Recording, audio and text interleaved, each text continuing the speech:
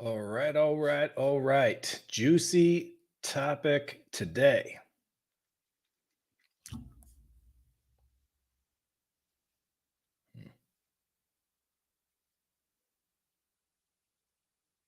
What is going on here?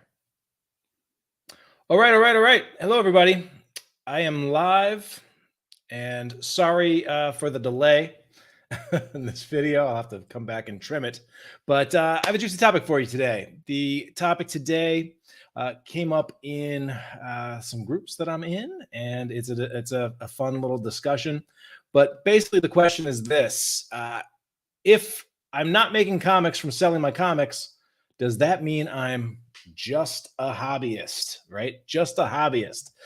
This is something that I know a lot of creators sometimes wrestle with. And what I really want to move this discussion towards is looking at rather a yes or no binary, is actually show that there are stages of growth, kind of predictable stages of growth that comic book creators go through. And I want to talk a little bit about those various stages and what creators can do to get from one stage to the next. All right. And so let's answer this first question first. If I'm not making money from selling my comics, does that mean I'm just a hobbyist? Well, the answer is yes, if you truly are not making any money, zero money. You are making comics for yourself and you are doing it for the love of that, and you are not offering them to the public. You are not selling them in any shape or fashion. You are not having any income come in. If you have zero income come in, and you are not pursuing any income and you are not pursuing any sales, you are not a business. You are doing it recreationally. So, yes, you are a hobbyist. Now, that is different from not making a profit. Okay. If you are making comics and spending good money, your own money, somebody else's money to make them, to hire a team, to print the books, to do all of that, and then you are selling them and taking money in return. But at the end of the day, the money that you bring in is less than the total amount that you spend. You are not profitable, but that does not mean you are a hobbyist. You are simply a not profitable business, or you're operating a business that isn't yet profitable. All right. And guess what? That is a ton of businesses. In fact, studies show that most businesses, it takes years before they are profitable. Okay. And so we'll talk a little bit about that in a sec. I will say, though, if you are someone that is looking to start making revenue, start selling your comics, I still believe that the best place to do that is on Kickstarter. That's the best place to start. And so if you are interested in some training on Kickstarter, I actually just revamped and remastered my free Kickstarter masterclass, 4 Steps to a Successful Comic Book Kickstarter Launch. You can access that over at comicslaunch.com/class. Would love to have you go through that training. And it's a great training, even if you're a new creator without a large fan base, you've never done the Kickstarter thing, or it's a good thing if you're a creator that has done Kickstarter, but it didn't go the way you had liked, and you'd like to do it better next time. It runs about an hour. It's free to register. There's Q&A section afterwards, and you can submit questions, and I promise I will get you a response. All right, so let's talk about this. Let's talk about the stages of growth for a comic book-based business. And the first stage is basically what I laid out at the beginning of this. You are essentially a true hobbyist. All right. You are making comics for yourself and you're not selling them anywhere and don't intend to sell them. And so this is not you are actually technically not in the red here, because you are not a business. All right. You are a hobby, and there's nothing wrong with that. Comics is actually a great hobby.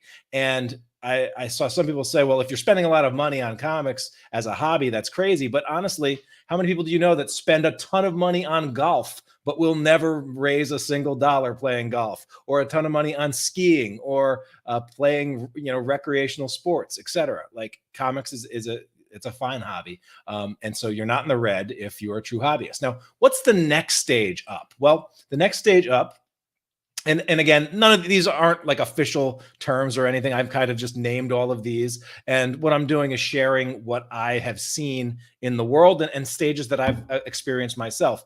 And so the next stage I'm going to call is you are the casual seller. All right. This is you've made a comic, yay. And then you decided, you know what? I don't just want this comics to sit on my desk or to sit on my computer. I'm going to actually go print some of these up. I'm going to go print up 20 copies, go to a site like Kablam, or even print these up myself. And then I'm going to, you know what? I'm going to try to sell these to people. Where can I go to sell these people? Oh, hey, look, there's a local convention. It's going to cost me $100 to get a table. I'm going to go there and I'm going to sell these books. All right. And so in this stage, I'm calling you a casual seller where you're making and selling comics, but actually the revenue that you're bringing in is even less than the production and marketing costs to make the thing. So you're actually losing money on every book sold. And honestly, this was where I was at my first convention. I had done the thing where I made the book and was so happy with it. And so I went to Kablam and it cost me about $2.95 or something like that to print up 20 copies of my book. But because at the time, my favorite comics were coming from Image Comics, and Image Comics were all $2.95, and that's what I put at the price point of my comic. And I decided at the convention I would sell them for $3, not $2.95, because I didn't want to make change.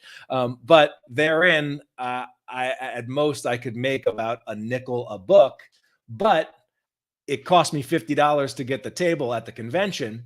So mathematically, there was actually no way, because I only had 20 books, there was no way that I could make a profit there because, at most, a sale of each book would generate me a nickel, right?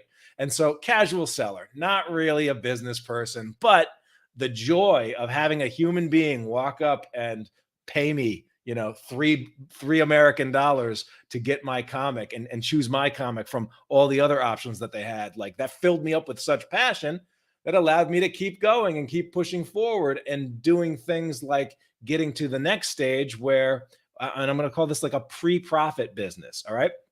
And so this is a business where, like, all right, I fixed that issue about every book sold was not profitable. All right. I fixed that issue. All right. But at this stage, at this stage, your total costs for running your entire comic business is bigger than the revenue that you're generating. All right. And so at this stage, you're selling more comics, and you've probably fixed the and made it so that for every sale you make, you actually do make a profit on each sale. But what you're not recovering is say, the cost of going out and paying your entire art team.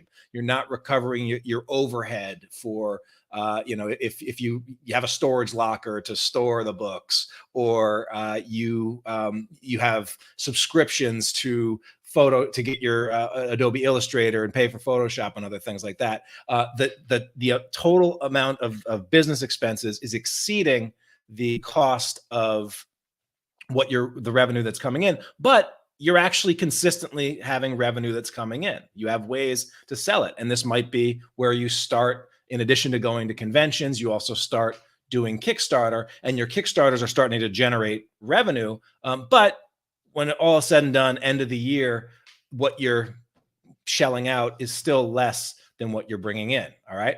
And so you notice this is kind of a pyramid, right? There's a pyramid that we're building. There are far more people in the true hobbyist stage, just people casually cartooning, than there are at the casual seller stage. And then there's less people at the pre-profit stage that they're making decent revenue, like revenues coming in. It's just more than the expenses. It's just less than their total costs. All right. Now, what's the next stage? The next stage is you have a break-even business. All right. This is where you get to the point where the revenue that you're generating actually covers all of your costs to make your books. All right. And so, like, this could be a Kickstarter where, hey, at the end of the day, after you've shipped all of your books to all your backers and paid your team, you basically broke even. Your costs equal your total expenses. Now, this is actually a stage where it's actually kind of hard to get that exactly. Either you'll be above or below. It's pretty hard to actually be at exactly, zeroed out business. But that is kind of it's a stage and it's a milestone. And at this stage, it's kind of actually a great place to be because you've gotten to a point where you are able to keep doing this, right? As long as you're willing to put in your own energy and your own time and your own effort, like as long as like you can keep making books. But the challenge with the break-even business is that oftentimes these businesses go dip into the hole, go into the red to pay out, and then they recoup it.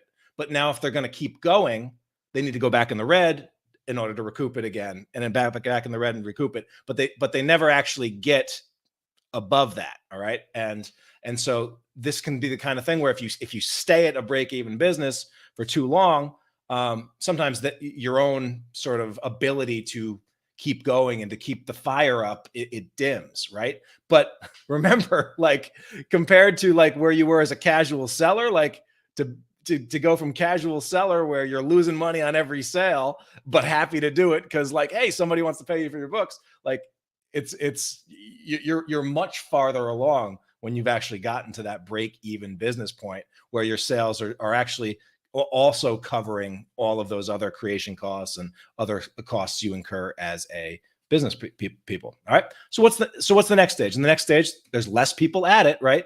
But I'm calling this a growth business stage. And this is someone, I saw a creator, Rob Multari, shout out to Rob. Rob said that, his business isn't profitable because what he does is he, as his campaigns, which are now, making routinely 5 figures, or, 20,000, sometimes $30,000, or like that's where he's tracking towards. So his campaigns are doing very well, but what does he do with the profits that those campaigns make? Well, he reinvests those into new products, spin-off series, merchandise, plush toys, figurines, etc. And so when we have a profitable business owners have choices about what to do with that profit, right? You could put it in your pocket, sure, but you could also reinvest it. And you could also, and then obviously the tax man is going to take some of that profit as well. All right. But that doesn't mean the business isn't profitable, actually. Like if you're at the point where you have a growth business, but because you have other sources of income, whether it's a day job, whether it is investment income, whether you got a sugar mama at home or a sugar daddy at home, like whatever it is, if you are at a point where everything that the business makes goes back into the business, then you can continue to grow the business. And that's actually a great place to be at. All right. And so what's the next stage of that? Well, the next stage is what I would call a profitable business. This is where the overall business is profitable and you're doing what you were doing in that fourth stage. You're reinvesting into new projects, but you are also routinely distributing profits also as cash to you, the owner or the ownership team. But it's not necessarily your sole source of income or not what you would consider like replacement income for a salary or a day job or things like that. But that is a profitable business. And then the next stage above that would be what I would call a highly profitable business. And this is where your overall business is profitable. You're reinvesting into new projects and routinely distributing a full-time salary to the owner, commensurate for what he or she would be able to be paid in the open market for doing a similar work. All right.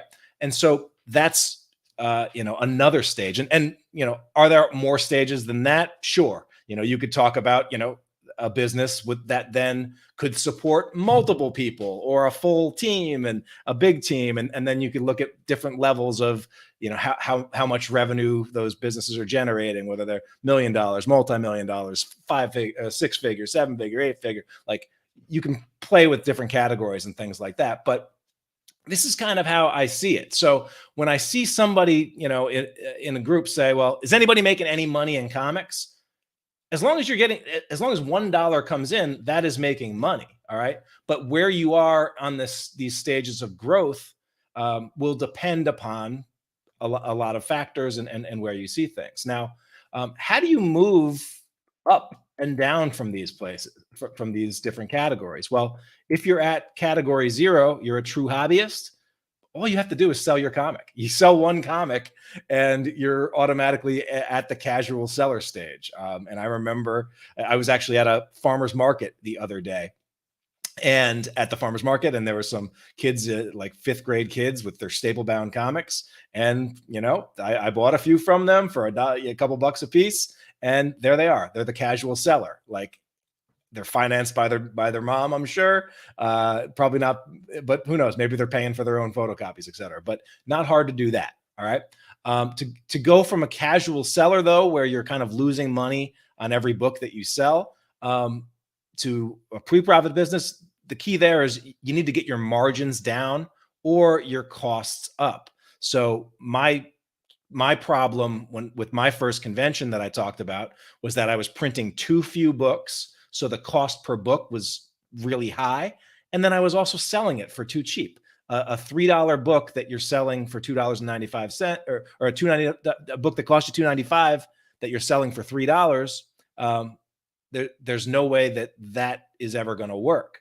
But when I was able to get my print runs up, in the hundreds and thousands, and could drastically lower the cost per book, and then I also at the same time raised what I was charging for the book to $4 or $5 to fit more in alignment with what was going on in the indie world. And then I also, that then allowed me to make it so that at least the business itself, I was generating a profit from the sales activity. All right. But still having trouble recouping the rest.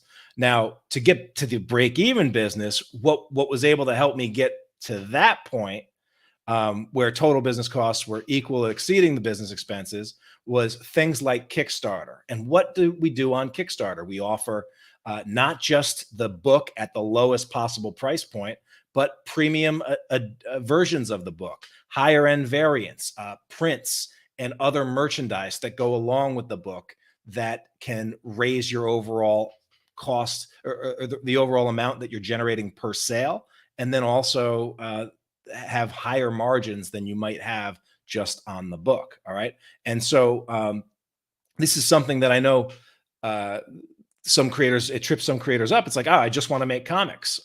And not only that, I just want to make $5 comics. Well, you got to sell a ton of $5 comics to build a profitable business. And in fact, you can't find me a single publisher that acts as a business that the only thing that they do to generate revenue is sell $5 comics. You can't find me one of those. And we'll talk about Marvel in a sec.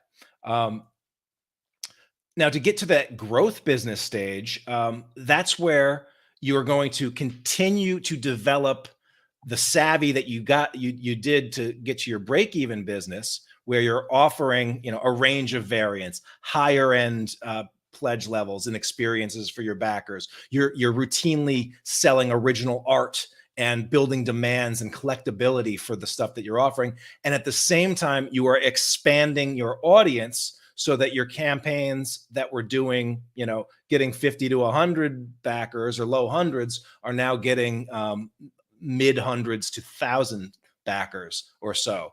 And that can propel you into a growth business. Also at this stage, if you start to find other revenue opportunities, like and places where you can sell every day, even when you're not working to sell those, that can really help. And that is kind of the key to getting to that profitable business. I don't know many creators that have super profit, or that have profitable businesses where they're routinely taking money out and putting it into their own pockets and not beyond what they're also reinvesting into the business, who don't also have ways where they're making and generating sales every single every single day, whether that be from selling through Amazon or through the direct market or multiple streams of income, or they also have revenue streams like Patreon or other support that they can get it, so that like they're not solely reliant on the boom bust of like a Kickstarter business model. Now, if your Kickstarters are wildly successful, then yeah, maybe that can get you here. But usually you need some additional things beyond that, and additional ways, just because you need to have a higher volume of an audience that you're reaching, and there's only so much time and energy in the day, and so you need to have some ways where people are buying and discovering your books, and you're selling your books without you having to do all that hustle. And then for those highly profitable businesses, that's really where you get to the point where you have some tentpole marquee properties, books that are perennial sellers, books that sell every single day, whether you hustle for them or not. And that really makes things pretty predictable. Sorry about the dog in the background. He gets fired up about this stuff as well. And so, like, you know, you look at Walking Dead for example, highly profitable business, that supports many people. And the other thing about that is also you can get IP expansion. So you're licensing your stuff out other places. You have multiple streams beyond just the comics themselves, and that's usually what it takes to get to that point. And so the last thing that I want to just say about that is, again, I see creators that like get down on themselves because, we're selling for these $5 books and we're not selling enough, and we're not making a profit. Well, Marvel is the top publisher in comics, and publishing comics is just one of their main revenue streams, right? Publishing is just, one side of it. There's also toys, licensing for films, licensing for other products. So, if Marvel, that makes the most popular comics in the world, doesn't rely solely on those $5 comics to generate the revenue for their business, we can't be so hard on ourselves if we're, not, and we can't expect that, well, that will just work for us. All right. So, again, it's a journey. That's kind of how I want you to look at it. As someone from Facebook said, there are plenty of businesses out there that take years and years to turn a profit. It took Amazon 9 full years of operation, for example, right? So again, yeah, and some of that is creative and accounting, but Amazon spent a lot of years as a growth business where it was turning a profit. It was just reinvesting all of those profits into growing the business. And so those showed up on the balance sheet as, it's not a profitable business, but really what it was doing was investing in its own growth. So we can't, as creators, get down on ourselves if we are choosing to invest in our own growth to build up something better. All right. And so I guess my question to all of you is, where are you at? Where are you at? What stage are you at for your comic book based business? And what do you think it would take for you to get to the next stage? If you don't have a plan for that, well, that's a better question than just, I'm not making any money and this will never work, right? Because while it is true that there are far more people at the bottom of the pyramid than there are people at the top of the pyramid, there are people at the top of the pyramid, and success leaves clues. And so the last thing that I want to leave you with is, I was just watching on YouTube an interview from Robert Kirkman, who was talking about how in 2001 or something, I think it was 2001, he was $50,000 in debt. And so he was sort of living off, on next to nothing, and putting everything that came in back into his business in order to keep The Walking Dead going and keep Invincible going. And so my question to those of you that went in thinking, hey, maybe I'm just a hobbyist at this, is like, in 2001, $50,000 in debt working on The Walking Dead. Was Robert Kirkman a hobbyist? I don't think so. I think he just had a bigger vision for what he was doing, and a long-term vision there. So I hope that inspires you to keep going and keep improving. And again, would love to have you come to a Comics Launch class. If you've never been, they're a lot of fun. comicslaunch.com/class is where you can get it. All right. Hope that helps. Thank you so much. And I can't wait to see what you launch next.